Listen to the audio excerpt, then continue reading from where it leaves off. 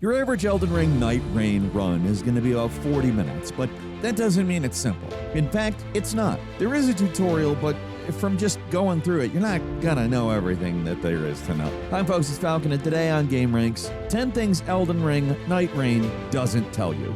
Starting off with number 10, there are 4 flask upgrades, and you should get them. This is about as basic of a tip as I can offer, but it's something I've noticed a lot of players have neglected. Whenever you start a new run in Nightreign, you begin with 3 charges of your Sacred Flask, which is fine when you're dealing with the easy stuff, but it's not enough when it comes to facing the Night Lord on day 3. There is a way to upgrade them, though. All you have to do is head to the churches of Marika, dotted on the map, which are not hard to find. They're always marked on the map, and it's not like you're talking about the entire Elden Ring map here. You're talking about the Nightreign map, and as long as you know the icon, that's that. Usually, when you've got a team, they might drop by the ones they spot on the way to somewhere else, or go to the ones that are near the starting drop point, but just getting 1 or 2 flask upgrades, it's not going to cut it. You want and you need all 4. It makes a massive difference by the time the final boss rolls around, so when you're playing, this is something to prioritize. Get to all 4 shrines on the map, max out your healing flasks at 7, combine that with the free flask upgrades that you get after beating the boss day 2, you have 8.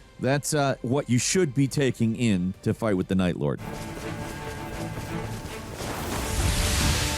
The trick here is do not rush it. Don't just try to get them all on the first day. Spread it out a bit. Get 2 day 1, 2 day 2, something similar. Usually the first boss at the end of day 1 is fairly easy, so you're not going to necessarily need a hell of a lot of them. It can't be understated just how useful it is to have all 7 of the healing flasks, though. It increases the survivability of your team just exponentially, which makes it much easier to avoid dying early on, which means by the time the Night Lord rolls around, your teammates are a lot easier to revive. It takes some planning to actually reach all 4 shrines on the map, but with a coordinated team, it's pretty easy to pull off, and you'll still have enough time to spare on all the other stuff.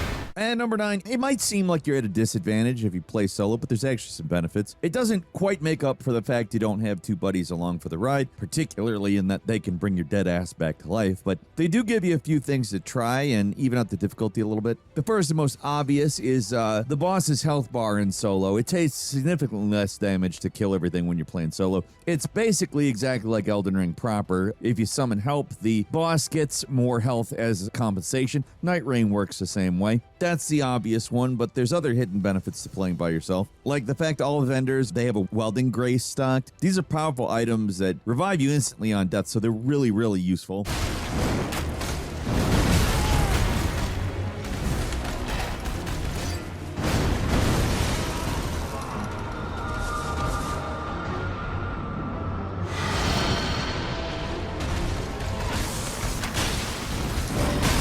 Once you realize how often they show up when you're playing solo, your survivability goes way the hell up. Just buy these things whenever you spot a vendor, and your chances of meeting an early demise go way the hell down. It's not just that you can buy one either. Like, every vendor has one, including the one that always appears before you fight the Night Lord at the end, so don't be afraid to pick one up before the end of day 2. Use it and get another one day 3. These are extremely rare items if you're playing as a team, but they're always there when you're solo. Using them actually does make playing by yourself halfway viable. Still not ideal, and it's less fun to play without friends, but at least you have a chance.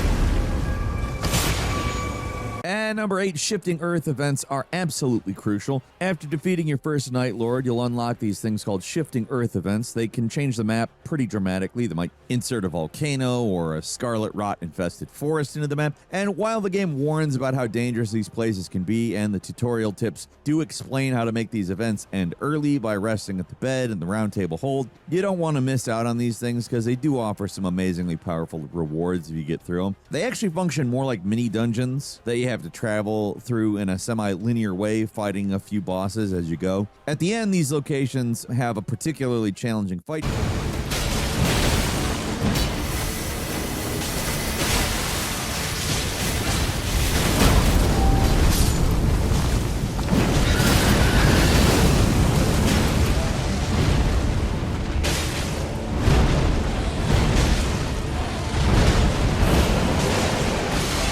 But if you beat it, you unlock something special that changes depending on your current shifting Earth event in effect. Each one's different, but the rewards are almost always extremely good.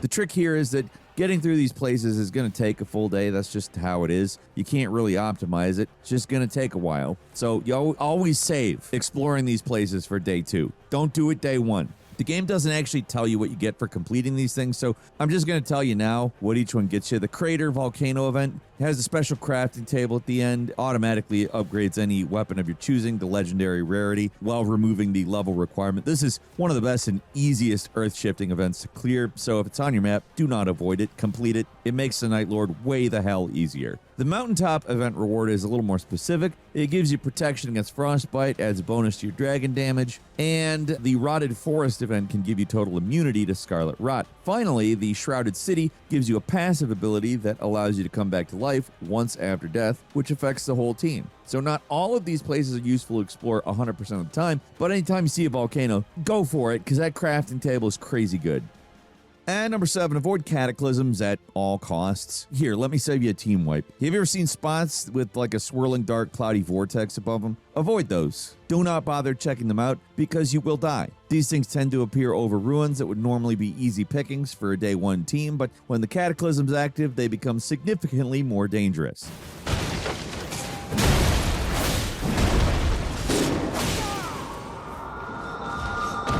Instead of just having some low-level enemies and an easy boss, any location affected by how cataclysmic things can be now has dark nightfarers that are disgustingly powerful roaming about. They can, and they will kill you and your team in a single hit if you go in unprepared. These places are reserved for a high-level team only. Even then, it's a risky play. It's probably not worth it. If you are going to attempt to clear a Cataclysm event, plan on doing it near the end of day 2 with a fully kitted out party. Otherwise, it will end in tragedy. Period.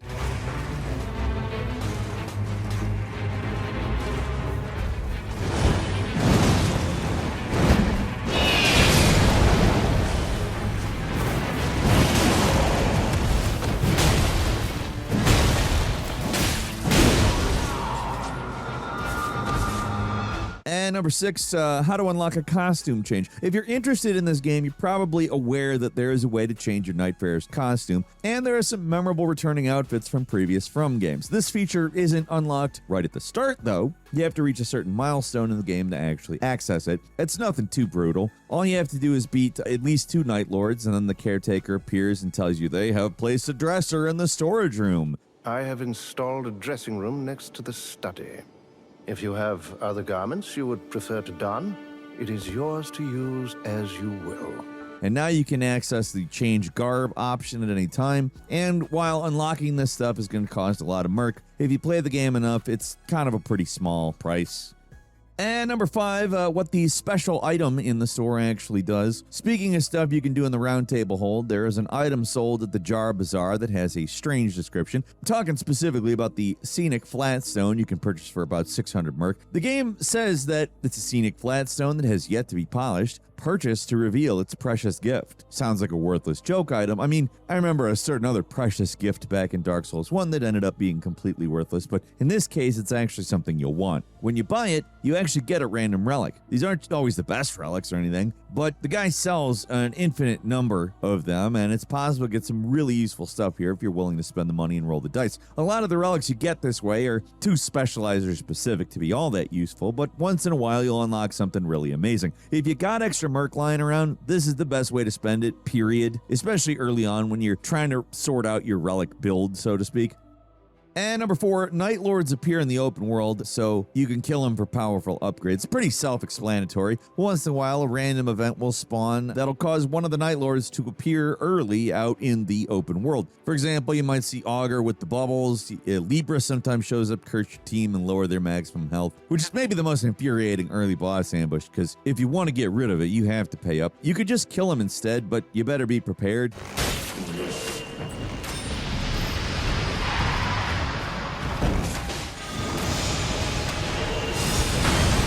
Because while these Night Lord avatars are easier than their Day 3 incarnations, they're still, they're incredibly dangerous. If you're in Day 2 and pretty decently equipped, taking them out is worth it, because each one you kill rewards you with a really powerful passive upgrade.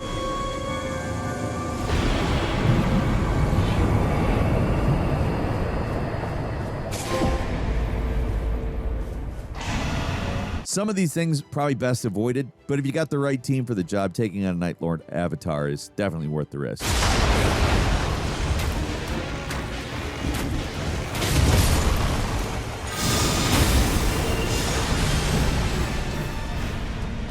And number 3 is the Duchess and the Revenant. At the start of Nightreign, you only get access to 6 of the total 8 playable characters in the game. If you want to use the other 2, you gotta unlock them. It's not super difficult though, but it is actually pretty easy to miss if you're not checking around the round table hold, so I'm just going to explain how you unlock them. The Duchess can be unlocked after beating the first Night Lord. Killing them gives you a key item called the Old Pocket Watch. There's nothing hinting at what you're supposed to do with that, but what you have to do is talk to the priestess, and there will be a new dialogue option called Show Her the Old Pocket Watch. Select that, and a cutscene plays that reveals the priestess is actually a playable character, the Duchess.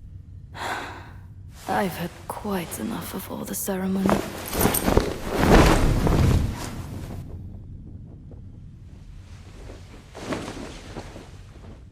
Now I'm ready to get my hands dirty.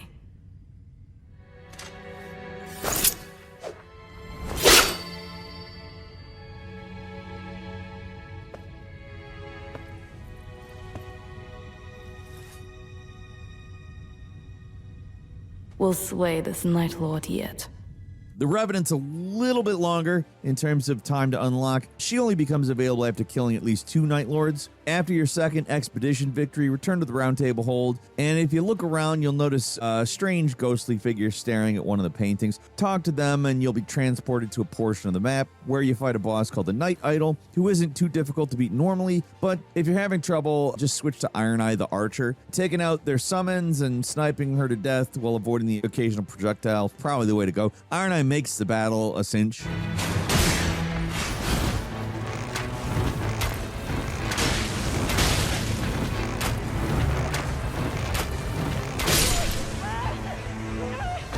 Once she's beaten, you're transported back to the hold, and the final playable class in the base game is unlocked, the Revenant, who is extremely effective and one of the best characters in the game if you're willing to learn the ins and outs.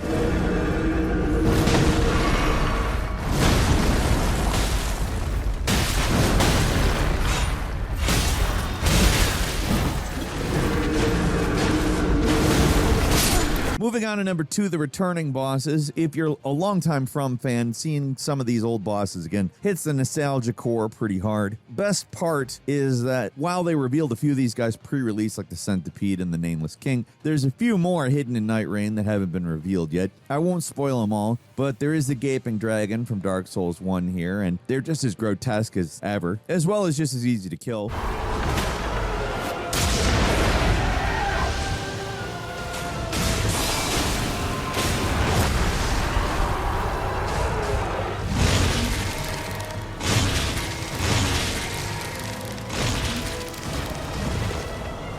Surprisingly, there's another return from Dark Souls 2. The even more despised Smelter Demon makes a comeback. Looking a little less intimidating here for whatever reason, though.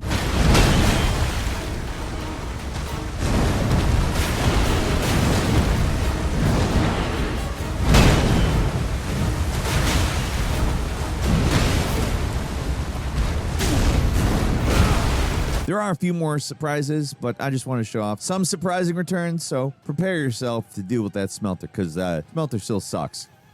And finally, at number 1, there's a trick to beating the Equilibrious Beast. Most of the Night Lords in Nightreign really don't have any tricks outside of their elemental weaknesses. They're just extremely tough bosses, and that's all there is to it. But one fight in particular has an entirely new mechanic that's essential for beating them, while also being extremely counterintuitive. Once you know the trick, the fight becomes significantly easier, but nothing the game tells you really keys you in on what you're supposed to do. In fact, the game basically lies to you and tells you to do the exact opposite of what you're supposed to be doing. The Equilibrious Beast, which I'm just going to call Libra because that's what it's actually called, it's also much easier to say. It's a big pain in the ass. This thing's gimmick is that it attacks, and those attacks generate madness, which is, to put it mildly, pretty bad. Getting rid of madness buildup is basically impossible while fighting this thing normally, but there is something that will help you out. You see these glowing gold crystals that fall off the boss? The description of the Night Lord makes it sound like they're dangerous things that need to be avoided, but they are actually quite beneficial. You want to touch them, actually. Running over these things actually restores a bit of your health and removes the madness buildup. Seriously, that's what they do.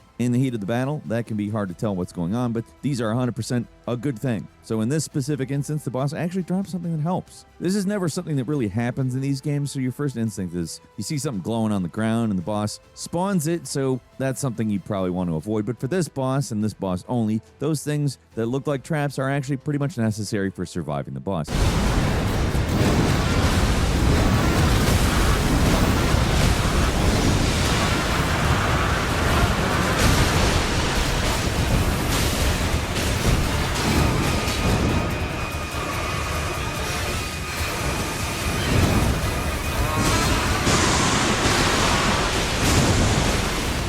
I wish I'd known it before fighting it the first time. That would have made it a lot easier. That's all we've got for today. What's been your experience with Nightreign? Leave us a comment, let us know. If you like this video, click like. If you're not subscribed, now's a great time to do so. We upload brand new videos every day of the week. Best way to see them first is, of course, a subscription, so click subscribe. Don't forget to enable notifications, and as always, thank you very much for watching this video. I'm Falcon. You can follow me on Twitter and book me on Cameo at Falcon the Hero. We'll see you next time right here on Game Ranks.